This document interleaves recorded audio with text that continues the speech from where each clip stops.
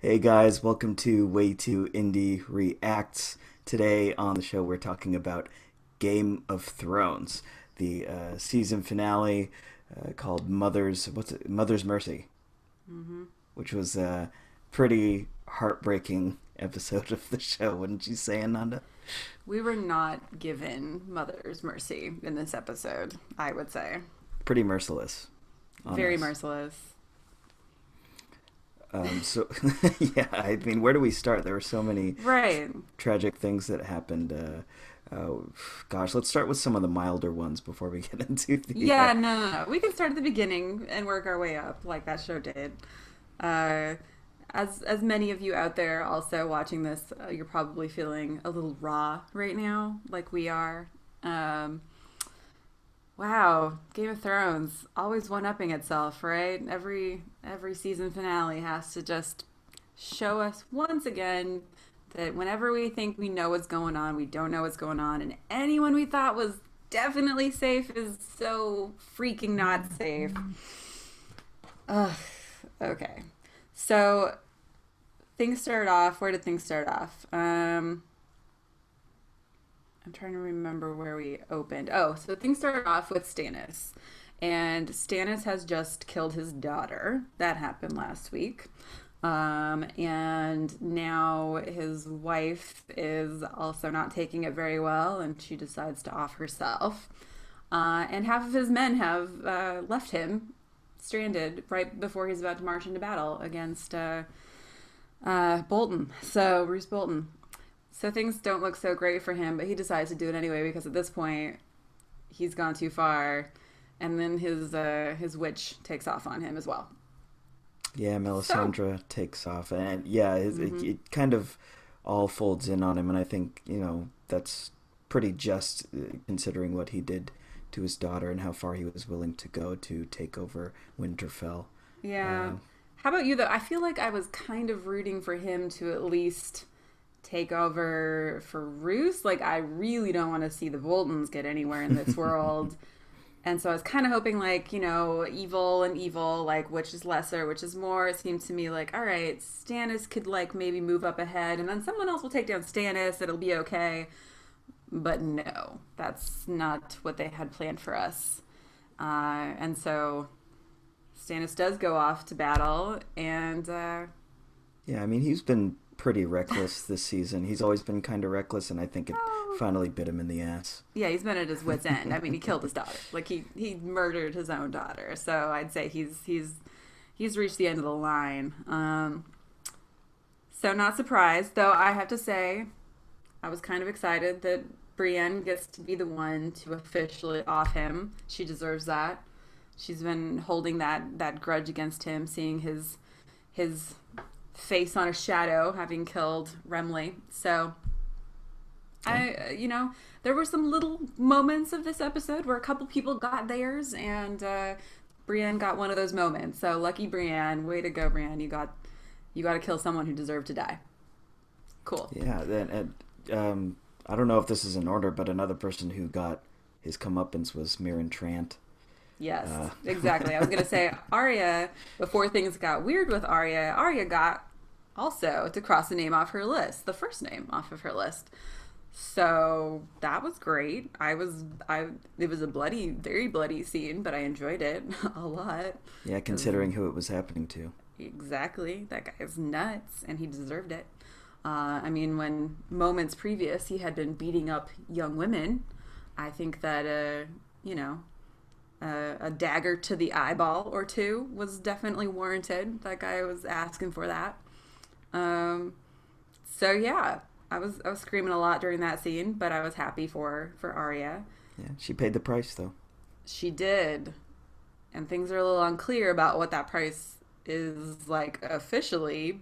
Well, I think she goes blind.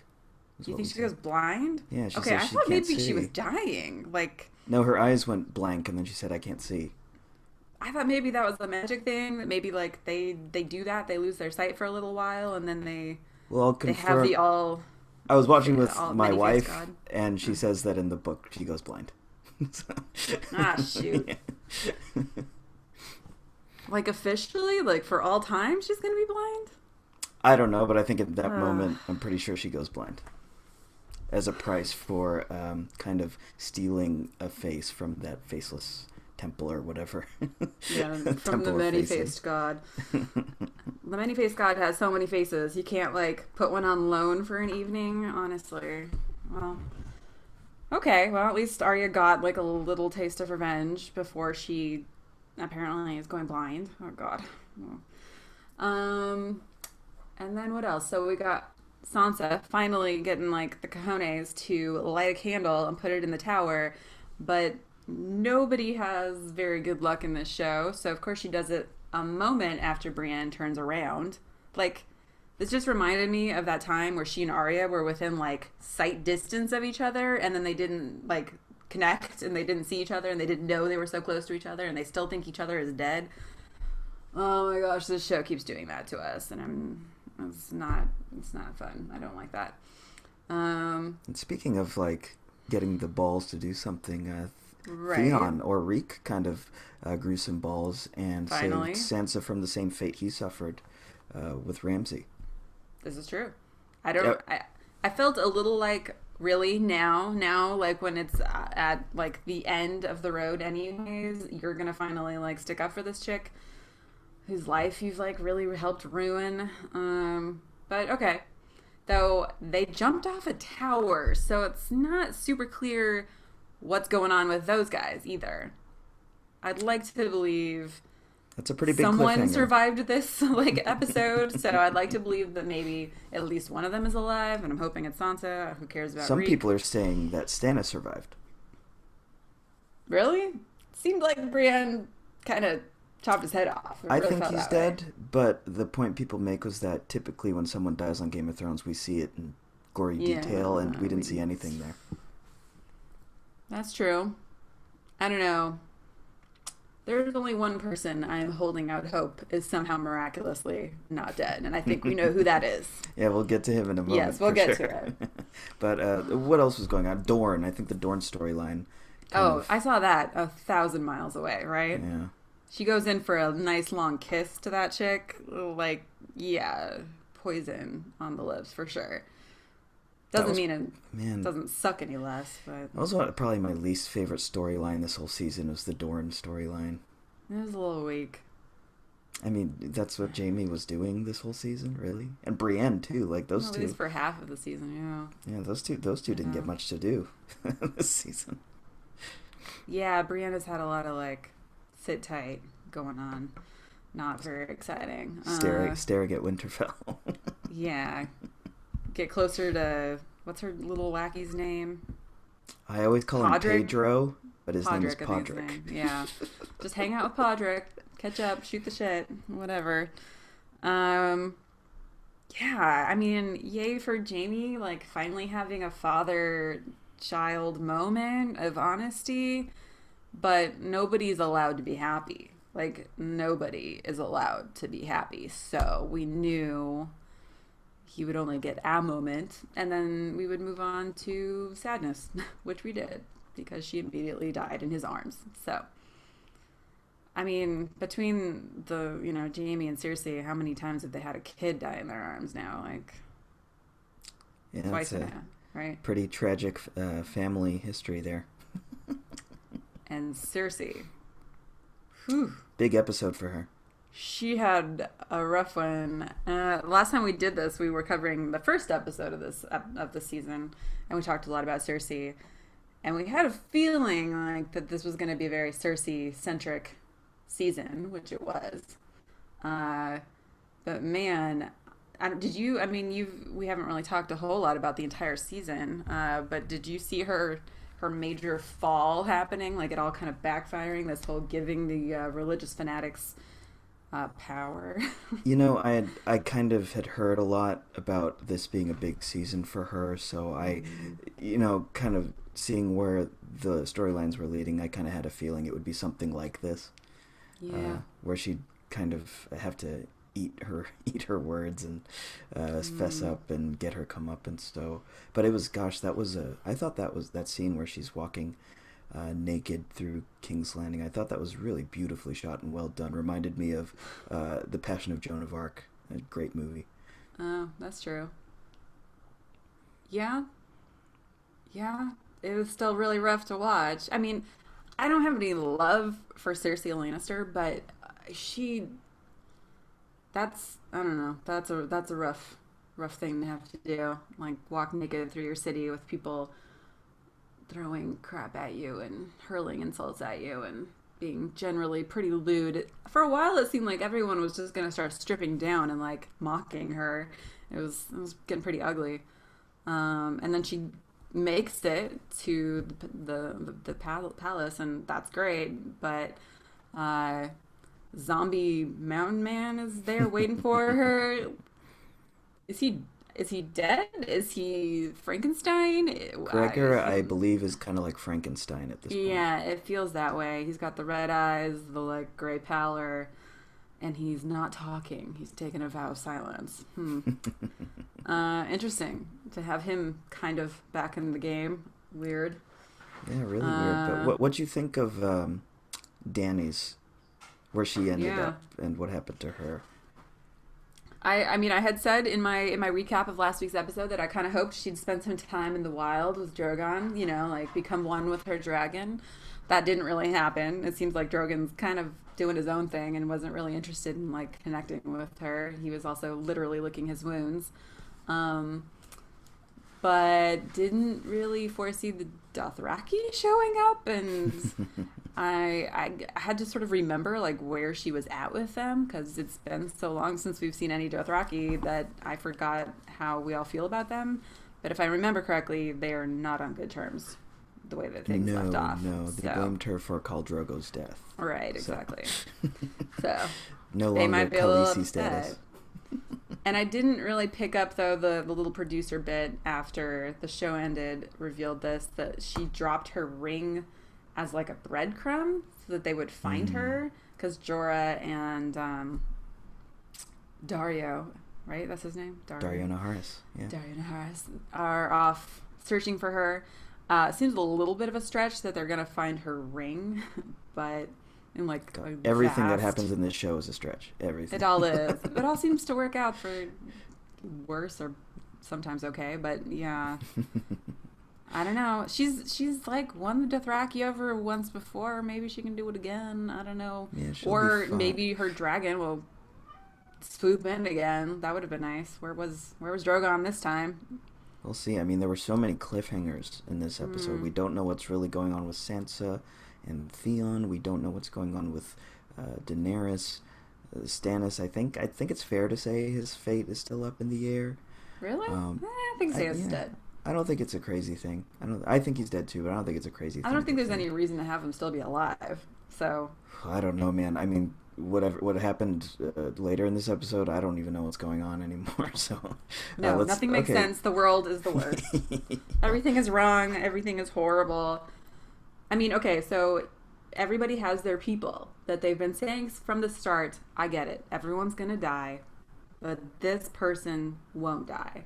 And we've got a few people, right? Like, I think most of us think Tyrion probably not going to die. He's a serious fan favorite, right? Yeah. I really don't think Tyrion will die. If he dies, I give up on life. I hate life and TV and everything is wrong. But also on that list, for me at least, I mean, Jon Snow was always on that list. Yeah. I will watch every Stark die, but Jon Snow can't die. Like, it literally seemed like an impossibility. Like, no matter what your fan theory was about who he is or what he could be or, like, what his whole role was, at least we all agreed that, well, apparently the people of the stinking wall did not agree, but I believed at least he was the only one who could save us all from the White Walkers. Like, he at least seemed to have that kind of figured out. At least he understood what's going on with them, and he, like, organized the wildlings and whatever. And then betrayed by his freaking Night's Watch men. Like, of all the people who could have killed him. And that goddamn kid. That goddamn kid. Ollie, I don't usually speak so ill of children, but oh my gosh, I can't wait to see that kid get his. Like, I hope he dies violently. Maybe by my hand. Yeah. Could I be written, George R.R. Martin, can I please be written into the novel, and can I be the one who kills Ollie? I would like that. I'm Yeah, asking. there are several people already saying that they expect Jon Snow to come back in some capacity, whether it Right? be with the White Walkers I and know. that army, or Melisandre's still in the play, so I know That's she has powers that could potentially help him. I know. That's everything I was screaming at the television while this was happening was, where's that Maleficent bitch? I call her the Maleficent bitch because Melisandre is way too hard to remember all the time, and she kind of reminds me of Maleficent. So I was like, where's Maleficent? Bring her black magic voodoo and bring my man back to life. Or he's going to turn into a White Walker, which I really would not prefer, to be honest. Unless there was some weird twist where he like becomes king of the White Walkers and turns them into good people. I don't know. That seems really far fetched. So I'd love it. That was my guess that I would love for him to become the leader of the White Walkers and kind of overthrow the Night's Watch and watch them burn. I think that'd be great. yeah, that could be interesting. But I would have loved to see Jon Snow maybe sit on the Iron Throne. I don't know. I think a lot of us have theories about his parentage and what he may or may not be heir to. I just, at the very least, I expected him to be like super noble and be like, I don't want the Iron Throne. It's no good for anybody. And just like, I'll be satisfied with like saving everyone's lives. Or, I don't know, being like Daenerys' best friend or something. I don't know. And he didn't even get to like live long enough to know that like he's got family, still alive, and like he sent Sam off, and Sam would have been the only one who would have probably been his ally and stopped everyone from doing this. How about Ghost? Where was Ghost at? Where the fuck was Ghost? Yeah, seriously, that's a really good point. Where was his freaking dog? Yeah, Man, we'll see. But hey, so Ananda, what did you think of this season as a whole? This is pretty cruel. it was a really rough season. I'm gonna need some therapy, I think, after this. And man, like every other season, I think there's just been just enough progress for someone you could root for that you still felt okay. Like there's a hero, I could maybe be okay. Like I'm gonna, as long as I've got somebody good I can like believe in, I can deal with all the really bad stuff that's happening. And it doesn't feel like that quite as much. Like everything seems bad right now. Like who's in a good place right now? Who? Like Tyrion, kind of, but he's like ruling over Marine right now in Daenerys' stead, and he's not feeling super good about it. But like he's not in a great place. Man, I don't know. Rough. Overall, it I had some good mean, moments. Like the White Walker battle was definitely like probably my yeah, favorite I of the actually like this season. season. I mean, every Yeah. season they kind of shuffle the characters and pair them up in different combinations, and the pairings this season I thought were really entertaining. I loved Jamie and Braun. I thought they they were Yeah. really fun to watch, and Tyrion being over in Essos was also a really cool change of pace because I was getting a little Yeah. sick of watching him in King's Landing, kind of wade Totally. through the political bullshit over there. So there were some refreshing things I liked about this season, but emotionally, and this I think this is a good thing. Emotionally, it was just hard to swallow this season. Yeah. I mean, I'm the first to say that nobody should ever. I mean, we can still continue to be shocked and surprised every time things happen on this show, but like you really can't complain or anything. Like we all know that, draw a line and then watch us go over it, and then draw another line and like expect to just be pushed over it every single time. And okay, that's fine. I've made my peace with that, I guess. But it still hurts when your favorite people die. Yeah, Jon uh, Snow was my favorite character, so yeah.